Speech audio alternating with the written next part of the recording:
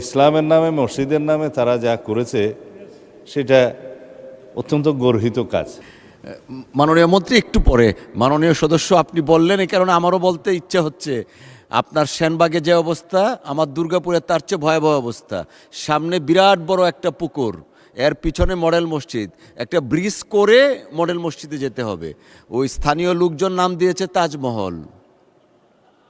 মাননীয় মন্ত্রী,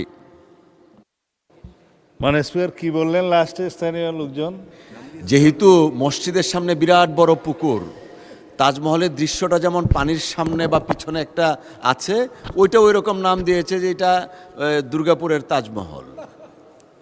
মসজিদের সামনে বিশাল আকারে পুকুর। এখন এইটাতে ঢুকতে গেলে আপনার ব্রিজ করতে হবে আর কি, মসজিদ আর ব্যবহার করা যাচ্ছে না, এই জন্য নাম দিয়েছে তাজমহল।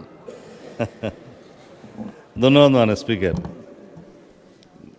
মাননীয় সদস্য জনাব জালাল আবেদিন ফারুক, ইনি অত্যন্ত প্রবীণ সংসদ সদস্য, ওনার অভিজ্ঞতা অনেক বেশি। তিনি যেই প্রশ্নটা করেছেন এটা সর্বক্ষেত্রেই বলা যায় প্রযোজ্য। বিগত আওয়ামী ফ্যাসিবাদী সরকারের সময়ে অর্থ লোপাটের বিভিন্ন প্রকল্প নেওয়া হয়েছে। আমি এখানে বলছি না যে পদ্মা সেতুর মতো দুর্নীতি এখানে হয়েছে, তবে ইসলামের নামে মসজিদের নামে তারা যা করেছে সেটা অত্যন্ত গর্হিত কাজ।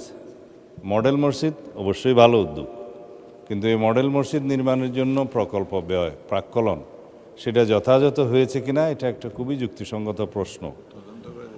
13 কোটি ব্যয় 21 কোটিতে বৃদ্ধি হয়েছে। দেবপ্রিয় ভট্টাচার্য সাহেবের যে হোয়াইট পেপারটা প্রকাশিত হয়েছে, আমি কয়েকদিন আগেও বাজেট স্পিচে বলেছি, তাতে এরকম মেগা প্রকল্পে মেগা দুর্নীতির জন্য মেগা বাজেট করা হয়েছে এবং সেটা সময় বৃদ্ধির ক্ষেত্রে 5 বছর থেকে 7 বছরও সময় বৃদ্ধি করা হয়েছে। আর প্রাক্কলিত ব্যয় কয়েক গুণ বৃদ্ধি করা হয়েছে।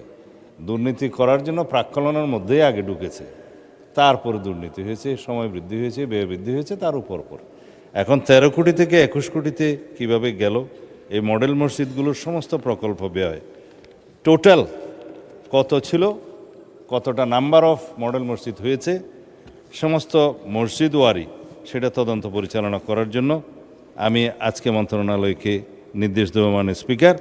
এর মধ্যে সরকারি অন্যান্য সংস্থাও জড়িত হতে পারে, সেটা খুবই ন্যায্য প্রশ্ন। ধন্যবাদ মাননীয় স্পিকার। আপনাকে ধন্যবাদ মাননীয় সদস্য, মাননীয় মন্ত্রী।